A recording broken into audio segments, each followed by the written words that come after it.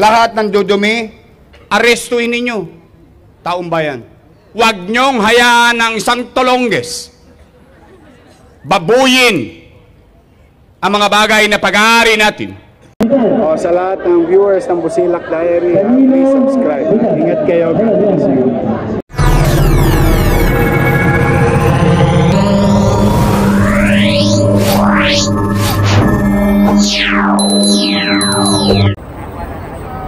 Hello mga kabunguslis, welcome back again to another vlog. Ito po si Busilak's Diary, hatid ang mukha ng balita. Clearing operation tayo, massive clearing operation and cleaning operation po. Kasama po natin si Director Kenneth Amorao, PCMS Gerardo Tubera. Kaya po para po meron po tayong sistema.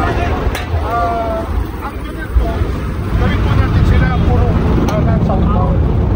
Para sila po. Tapos kami naman, DPS, kung kami magagaling sa Manila, puro po yun. Northbound naman kami. Pwede po ba ang MMDA sa Santa Cruz na? Joint operation din po nakasama natin ng mga MMDA. Patulong din naman po.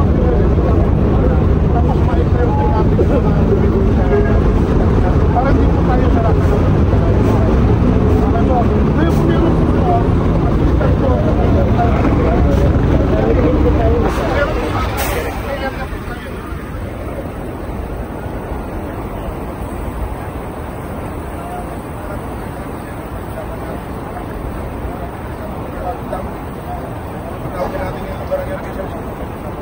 ito po ay na-announce po na ngayon.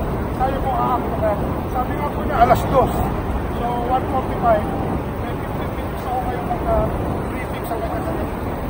Sabay-sabay po tayo dito sa alas 2. Salamat po. And then mga kabunguslis, sama po natin ang mga head din ng mga clearing operation.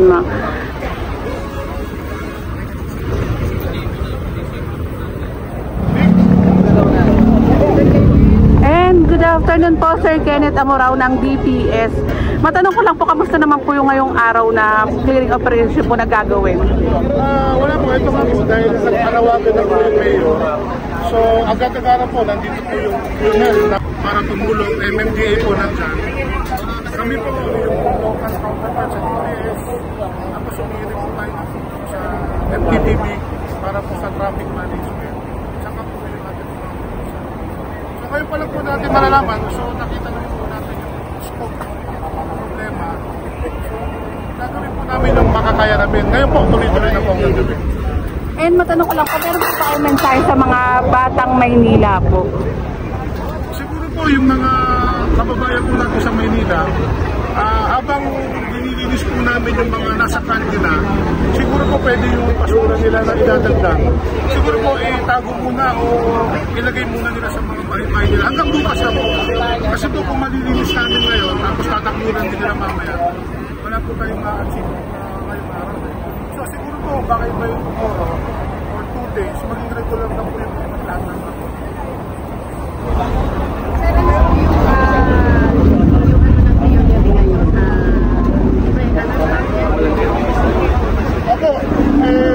Ano po sila narinig po siguro nila yung panorama po natin ngayon na tumulong po ngayong araw. So pinagbigyan po sila, nandito po yung kanilang nagpasensya. Ilan po yung kanila, sir? Siguro po sila po. Kahit tayo po sa local government, yung force po ng District 1 at saka yung deploy po natin dito sa Arten lang.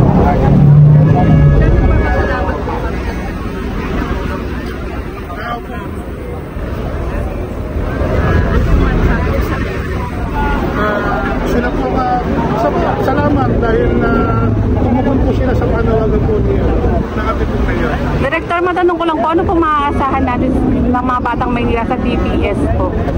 Ay, sila naman po, dahil ngayon lang po kami po. Hindi ko pa po sila na briefing. Pero sa itsura po nila, mukhang ready na nga rin po. Dati ko na po silang naging kasamahan. Opo, dati pa po kay Mayor Isko na po kayo. Ready sa pagbabalik ni Mayor Isko Moreno, ready sa paglilinis ng Maynila. Kaya sama-sama tayo let's make Manila great again. Maraming salamat po, Director Kenneth Amorao. Kasama rin po natin si Director Biyahe ng MTPB.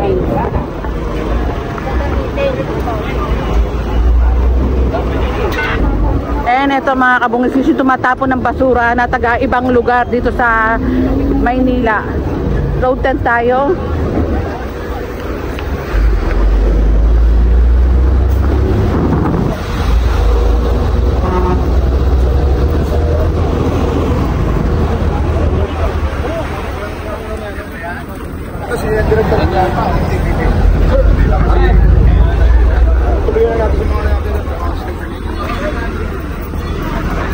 Wala, taga ibang lugar nagtatapon pa dito sa Maynila, grabe.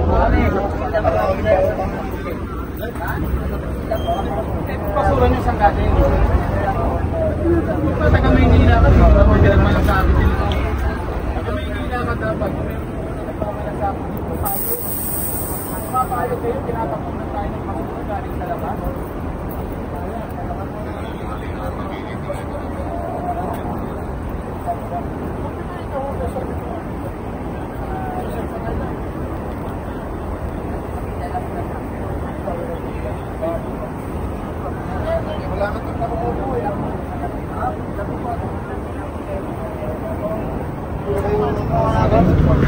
Ano muna kayo ha? Bawag muna kayo ng reyes ha?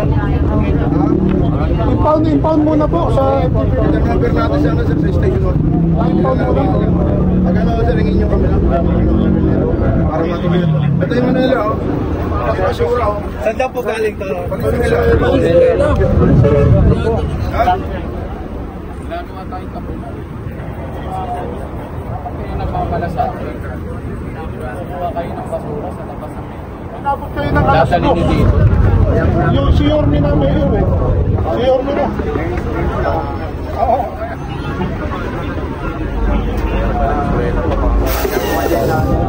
Grabe ito, mga taga Valenzuela dito pa.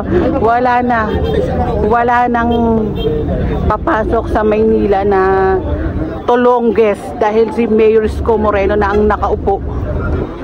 Bawal ang Tolonges sa Maynila. Ayan o. Tayo mga ano yan tayo? Sa Chinelas. Ayan, kung dati nagagawa nyong magano po sa Maynila na tulonggisin ng Maynila, pero sa gobyerno po ni Mayor Isko Moreno hindi nyo po magagawa yan dahil ang gobyerno ng Maynila ay gising para sa mga batang Maynila.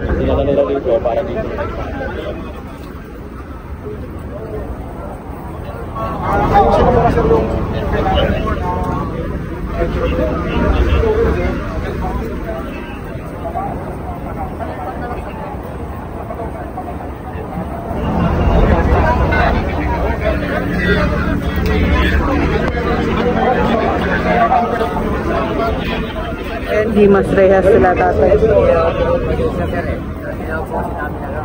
Hindi alam na tama po sa campus doon. Saan ba kayo dapat magkasama? Pagpagami na lang po namin kasi para sa naman. Wala po. Paano nyo nalaman na dito? Pagkama ng basura? Nagdaan po kami dyan. Pero dapat sa kayo papunta? Pauwi lang po lang po.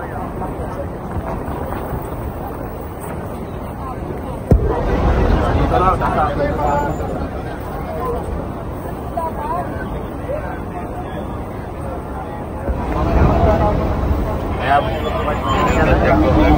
Tay, matanong ko lang, bakit hindi sa Valenzuela nyo po yung tinatapon? Ginakot lang po namin kasi sakot sa map. pero taga saan kayo? Taga-Pretel. Taga-Pretel. Nabutan. Dati pa po sir, ginagawa nyo na. Paano? Bakit? Paano lang po kami nadaan dyan, sir? Eh, nakita namin maraming basura kaya Ano ba? pero binalik po namin, sir. Binalik po namin, nakita po namin. Isa nila talingayin niya. And proceed tayo mga kapangusins.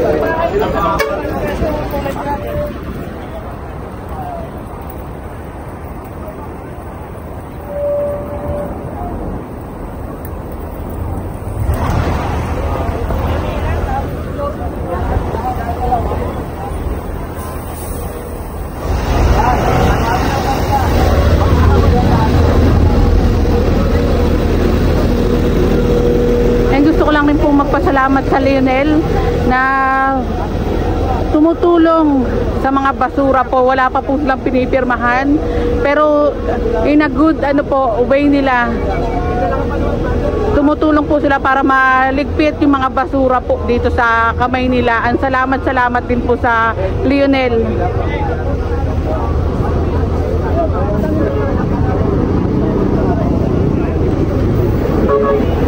Sir Jerry, matanong ko lang po, meron po ba kayong mensahe sa mga tolongges po, totolongges dito sa Maynila?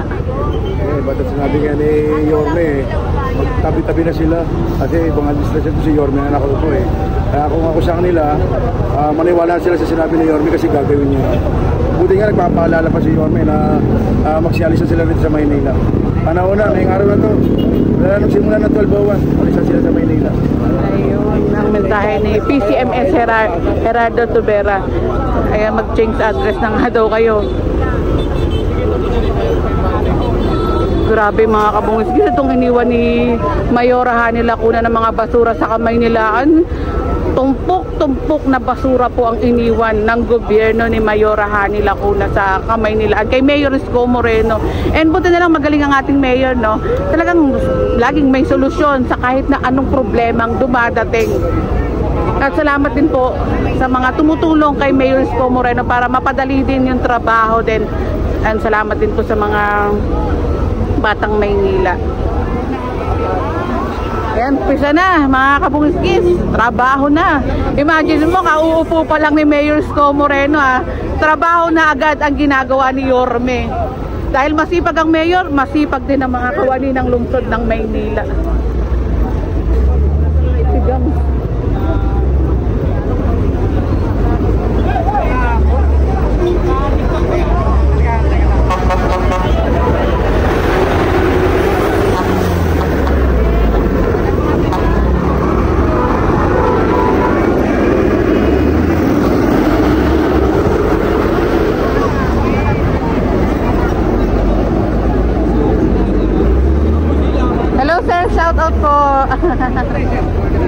Ayan, balik clearing operation si Busilac's Diary. Kaya panoorin nyo po yung mga upload natin sa araw-araw. Araw-araw meron tayong upload ng clearing operation. Massive, kasama natin ang mga iba't ibang kawani ng lungsod ng Maynila. And tawid na tayo.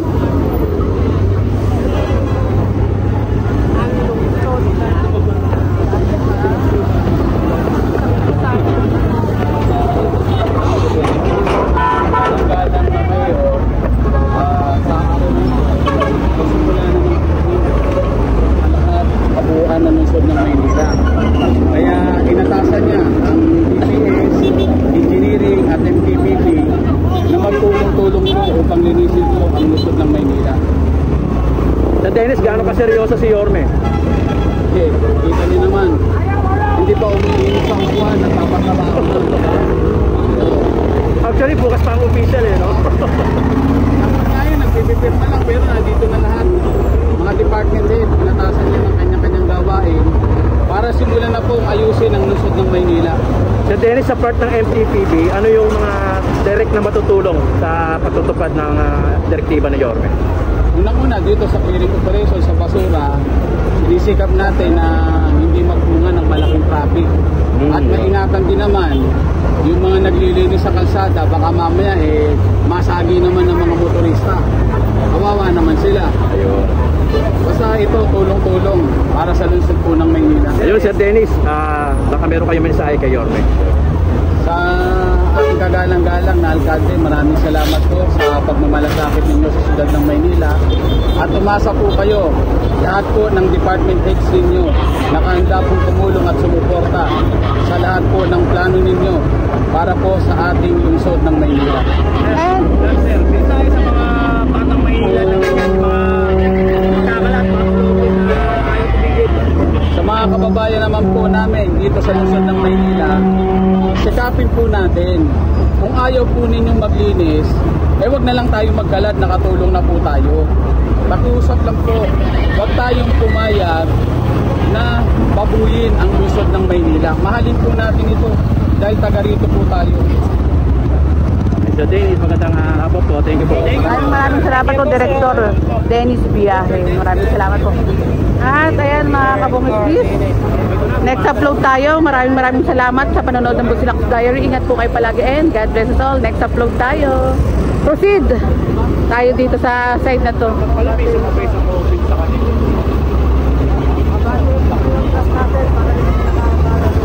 Grabe talaga si Yorme, no? Kauupo pa lang, upo, literal. Trabaho na agad. Kaya ibang klase ang isang Isko Moreno. Kaya nga, no? Imbis na, o kaya pahinga, o kaya ilang minuto lang. Galaw agad si Yorme. Hindi pa daw nag-iinit yung pwede. Hindi pa nag-iinit ang pwede, gumagalaw na. At maraming salamat mga kabungiskis. Ingat po kayo palagi and God bless us all. Busilaks Diary.